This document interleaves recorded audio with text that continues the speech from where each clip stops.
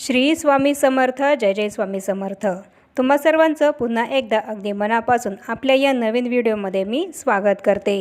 आपण आपल्या स्वामींच्या नित्यसेवेसोबतच वेगवेगळी सेवाही करत असतो, जसं की गुरुचरित्र पारायण करत असतो, स्वामी चरित्र सारामृत या ग्रंथाचे पारायण करत असतो, त्याचप्रमाणे दुर्गा सप्तशती या ग्रंथाचे सुद्धा पाठ आपण करत असतो. अशी वेगवेगळी सेवाही आपण करत असतो. आपले रोजचे दैनंदिन आयुष्य आपण जगत असताना आपल्याला ज्या काही समस्या येतात, ज्या काही अडचणी येतात, त्या सर्वांवर आपल्याला वेगवेगळी सेवाही करायला सांगितली जाते आणि ही सेवा करून आपले जे प्रश्न असतात ते मार्गी लागत असतात. सेवेचे फळ हे खूप मोठे आहे. ते फळ आपल्याला कुठे आणि कसे मिळते हे आपल्याला सुद्धा समजत नाही. मग ती सेवा कुठलीही असो, स्वामी चरित्र सारामृताची असो किंवा तारक मंत्राची असो किंवा श्री स्वामी समर्थ या मंत्राची असो किंवा दुर्गा सप्तशती या ग्रंथाची असो किंवा गुरुचरित्र पारायणाचे असो, या सगळ्या सेवेचे फळ हे आपल्याला नक्कीच मिळते. तसंच याचप्रमाणे आपण विष्णू सहस्रनाम स्तोत्र हे जे आहे ते सुद्धा पठणे करत असतो. बऱ्याच जणांच्या मनामध्ये शंका येतात, ही सेवा करायला सांगतात, ती सेवा करायला सांगतात, असं करायला सांगतात, हे वाचायला सांगतात, हा ग्रंथ पठण करायला सांगतात, हे स्तोत्र पठण करायला सांगतात, पण याचा काही उपयोग आहे की नाही, अशी शंका बऱ्याच जणांच्या मनामध्ये येते. पण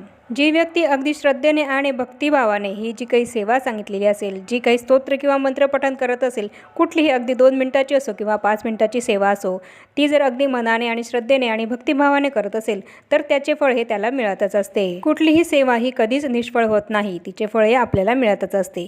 त्याचप्रमाणे बऱ्याच जणांच्या मनामध्ये असा सुद्धा प्रश्न येतो की विष्णू सहस्रनाम स्तोत्र हे आपल्याला पठण करायला लावतात, तर त्याचे आपल्याला काय फायदे होतात, त्याचे काय महत्त्व आहे आणि हे स्तोत्र आपण पठण का करावं, असा सुद्धा प्रश्न हा उभा राहतो. तर आजच्या या व्हिडिओमध्ये मी तुम्हाला तेच सांगणार आहे की श्री विष्णू सहस्रनाम हे स्तोत्र पठण आपण का करावं, त्याचे आपल्याला काय फायदे होतात, ह्या सहस्रनाम पठणाचे महत्त्व काय आहे, याबद्दल संपूर्ण माहिती मी तुम्हाला आजच्या या व्हिडिओमध्ये सांगणार आहे. त्यामुळे विष्णू सहस्रनामाचं महत्त्व आणि फायदे सांगणारा हा व्हिडिओ तुम्ही शेवटपर्यंत नक्की बघा. विष्णू सहस्रनाम हे स्तोत्र का पठण करावं, तर आपले मनोबल, मनसामर्थ्य आणि आपली मनाची प्रसन्नता जी काही आहे ती ही विष्णू सहस्रनाम स्तोत्र पठण केल्याने आपल्याला मिळत असते. आपला आत्मविश्वास वाढतो, आपली कार्यक्षमता वाढते आणि आपला उत्साह हा विष्णू सहस्रनाम स्तोत्र पठण केल्याने वाढत असतो.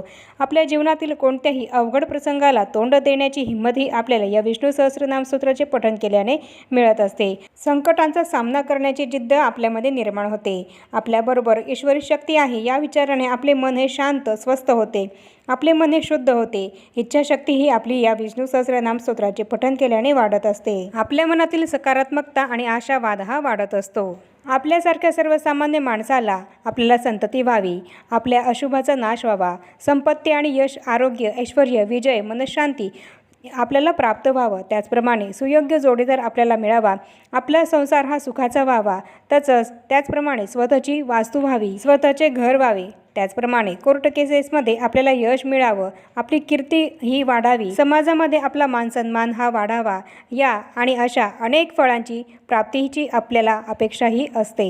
या ज्या काही आपल्या सर्वसामान्य माणसांच्या इच्छा आहेत, त्या इच्छा आपल्या पूर्वकर्मानुसार आणि प्रारब्धानुसार, त्याचप्रमाणे आपण जी काही सेवा करतो, जी काही साधना करतो, त्या श्रद्धेच्या प्रमाणामध्ये आपल्याला या मिळतच असतात. विष्णू सहस्रनाम स्तोत्राचे पठण केल्याने आपल्या याच नाही तर अनंत जन्मांमधील पापांचा नाश हा होत असतो आणि आपल्या मागच्या जन्मांमध्ये जे काही पाप आपल्याकडनं झालं आहे ते पाप हे विष्णू सहस्रनामाचे पठण केल्याने कमी होत असते आणि त्याचा परिणाम हा आपल्या या आताच्या वर्तमान आयुष्यामध्ये जे काही आयुष्य आपल्याला मिळालं आहे, जे काही जीवन आपल्याला मिळालं आहे, त्यामध्ये सुद्धा होत असतो. हे आयुष्य जगत असताना आपल्याला ज्या काही अडचणी येत आहेत त्या अडचणी ह्या आपल्या कमी होत असतात. विष्णू सहस्रनामाची साधना ही अशीच दिव्य आणि अद्भुत अशी सेवा आहे, अशी साधना आहे.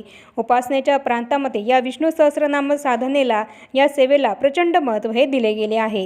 गेल्या 5,500 वर्षांपासून विष्णू सहस्रनामाची सेवा ही आपल्या भारत देशामध्ये अखंडपणे सुरू आहे. महाभारतामध्ये सुद्धा या विष्णू सहस्रनामाचे महत्त्व हे सांगितले गेले आहे. महाभारताच्या अनुशासन पर्वातील दानधर्म नावाच्या उपपर्वातील 149वा अध्याय म्हणजेच श्री विष्णू सहस्रनाम होय. या अध्यायामध्ये 143 श्लोक आहेत आणि पूर्वार्धाचे किंवा प्रस्तावनेचे 13 आणि उत्तरार्धाचे किंवा फलश्रुतीचे 22 श्लोक हे वगळता मूळ विष्णू सहस्रनाम हे 108 श्लोकांचे आहे. प्रत्येक श्लोक हा एका श्वासामध्ये म्हणण्याची पद्धत आहे. त्यामुळे 108 प्राणायाम आपोआप हे आपले होत असतात. पितामह भीष्म उत्तरायणाची वाट पाहत असताना शरपंजरी पडले होते. तेव्हा भगवान श्रीकृष्ण यांच्या सांगण्यावरून धर्मराजाने त्यांना काही प्रश्न विचारले. ते विचारलेले प्रश्न असे होते की आपल्या मते परमधर्म कुठला? कोणत्या जपाने मनुष्याची जन्म मरण बंधनातून सुटका होते? सगळ्यात श्रेष्ठ दैवत कुठले? सर्वांचा आश्रयदाता कोण? कुणाची स्तुती करावी? कुणाची पूजा करावी? या 6ही प्रश्नांचे उत्तर एकच होते आणि ते म्हणजे विष्णू आणि विष्णू सहस्रनाम. विष्णू सहस्रनाम या जपाने मनुष्याचे जन्म मरण या बंधनातून सुटका होते. आणि सगळ्यात श्रेष्ठ दैवत कुठले असेल तर ते भगवान श्रीहरी विष्णू आहे. आणि सर्वांचा आश्रयदाता कोण आहे तर भगवान श्रीहरी विष्णू. आपल्याला सर्वांना माहिती आहे की आपल्या सर्वांचे पालनहार आहेत ते म्हणजे भगवान श्रीहरी विष्णू. भगवान श्रीहरी विष्णू हे आपले पालनकर्ता आहे आणि म्हणूनच आपल्याला भगवान श्रीहरी विष्णूंची स्तुतीही करायची आहे आणि भगवान श्रीहरी विष्णूंचीच पूजाही करायची आहे. आणि त्यामुळेच आपल्याला भगवान श्रीहरी विष्णूंचे विष्णू सहस्रनाम हे या जन्मामध्ये पठण केल्याने आपल्या जन्मात येणाऱ्या ज्या काही अडचणी आहेत त्या दूर होतात आणि आपल्या पापांचे क्षालन हे होत असते. आपल्याला या जन्मामध्ये जीवन जगत असताना आपल्या जगण्याचा मार्ग हा सुकर होण्यास मदत होत असते. मनुष्याच्या जन्मापासून तर त्याच्या मरणापर्यंत भगवान श्रीहरी विष्णूचे त्याचा पालन पोषण हे करत असतात. आणि म्हणूनच आपल्याला विष्णू सहस्रनाम या स्तोत्राचे पठण हे करायचे असते. तर असे हे विष्णू सहस्रनाम स्तोत्र हे पठण का करावं, त्याचे महत्त्व काय आहे याबद्दलची संपूर्ण माहिती ही मी तुम्हाला सांगितली आहे. आणि आता विष्णू सहस्रनाम पठण केल्याने त्याचे आपल्याला काय फायदे होतात हे आपण बघूया. आपले जीवन दोष आणि स्वभाव दोष नष्ट करण्यासाठी आणि त्याचप्रमाणे आपल्यामध्ये सद्गुणांची वाढी होण्यासाठी आणि आपल्या परमार्थ उन्नती करता आपल्याला विष्णू सहस्रनाम हे पठण करायचे असते. आणि आपल्यामध्ये जी काही कमतरता आहे त्याची पूर्तता होण्यासाठी आणि आपल्या कर्मांचा क्षय होण्यासाठी,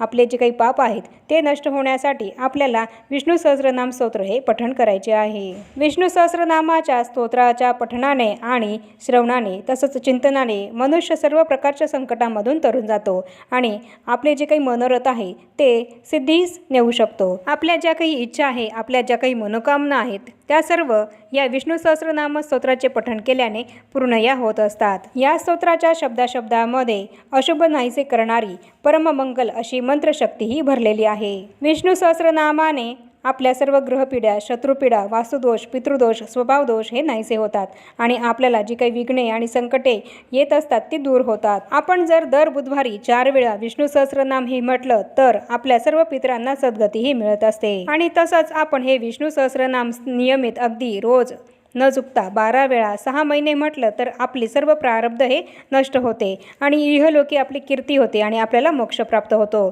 म्हणजेच भुक्ती आणि मुक्ती या दोन्ही आपल्याला प्राप्त होत असतात. त्याचप्रमाणे एकादशीच्या दिवशी रात्री 12 वाजता स्नान करून आपण भगवान श्रीहरी विष्णूंपुढे तुपाचा दिवा आणि उदबत्ती लावून विष्णू सहस्रनामाचे 12 पाठ हे 12 एकादशींना केले तर साक्षात भगवंताचे दर्शन हे आपल्याला होत असते. तसंच 40 दिवसांच्या रोज 12 वेळा नियमित पठणाने, विष्णू सहस्रनामाच्या पठणाने अशक्य गोष्टी ह्या आपल्याला शक्य होत असतात. आणि त्याचप्रमाणे सहस्र तुलसीपत्रांनी, सहस्रनामांनी विष्णू सहस्रनाम म्हणत असताना सहस्र तुलसीपत्र जर आपण भगवान श्रीहरी विष्णूंना अर्पण केले तर आपल्याला अतिशय उत्तम अनुभव हे येत असतात. त्याचप्रमाणे आपल्या मुलांकडून जर आपण रोज एकदा विष्णू सहस्रनाम हे बालकृष्णांच्या मूर्तीला एक तुलसीपत्र हे अर्चन करून आपल्या मुलांकडून जर हे विष्णू सहस्रनाम आपण म्हणून घेतले तर त्यांचे उच्चार हे स्पष्ट होतात आणि शुद्ध होतात.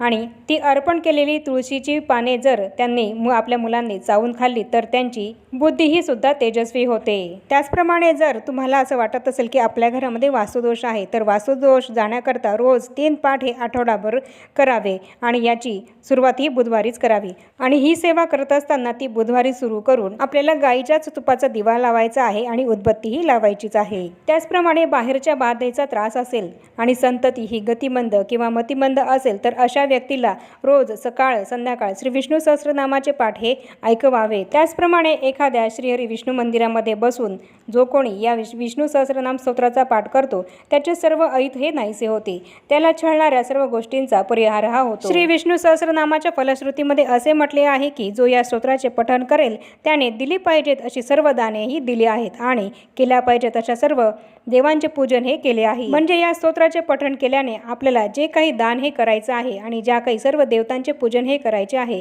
त्या सर्व देवतांचे पूजन केल्यासारखे होते आणि जी काही दानं द्यायची आहेत ती सर्व दानं हे आपण दिले आहेत असं हे होत असतं। त्याचप्रमाणे शिवालयामध्ये बसून तुलसीवनामध्ये बसून जी व्यक्ती अगदी रोज विष्णू सहस्रनामाचे पाठ करते त्या व्यक्तीला कोट्यवधी गायी दान केल्याचे फळ हे प्राप्त होत असते आणि त्याला मोक्ष हा प्राप्त होतो असे स्वतः भगवान श्रीहरी विष्णूंनी सांगितले आहे। त्याचप्रमाणे भगवान श्रीहरी विष्णूंचे हे विष्णू सहस्रनाम स्तोत्र आपण अगदी रोज पठण केल्याने आपल्याला लक्ष्मी प्राप्ती तर होतच असते, त्याबरोबर वर्तमान आयुष्य जगत असताना आपल्या मार्गामध्ये येणारे अडचणी जे काही आहेत त्यासुद्धा दूर होतात आणि आपल्याकडनं जी काही पापही होत असतात ती सुद्धा नष्ट होतात।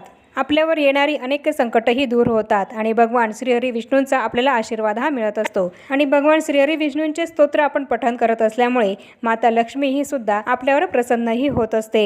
तर याप्रमाणे आपल्याला विष्णू सहस्रनाम या स्तोत्राचे पठण केल्याने त्याचे असे खूप असे फायदे होत असतात। तर असे हे विष्णू सहस्रनाम स्तोत्र पठण करण्याचे अनन्यसाधारण असे महत्त्व आहे आणि त्याचे फायदे हे सुद्धा तितकेच अनन्यसाधारण असे आहेत। तर याप्रमाणे आपण आपल्या आजच्या व्हिडिओमध्ये संपूर्ण माहिती बघितली आहे की विष्णू सहस्रनाम ही स्तोत्र आपण पठण का करावं, त्याचे आपल्याला काय फायदे होतात आणि त्याचे महत्त्व काय आहे याबद्दल संपूर्ण माहिती ही आपण आपल्या आजच्या या व्हिडिओमध्ये बघितली आहे। आणि आता या छोट्याशा माहितीसह आपण आपला आजचा हा व्हिडिओ इथेच थांबूया।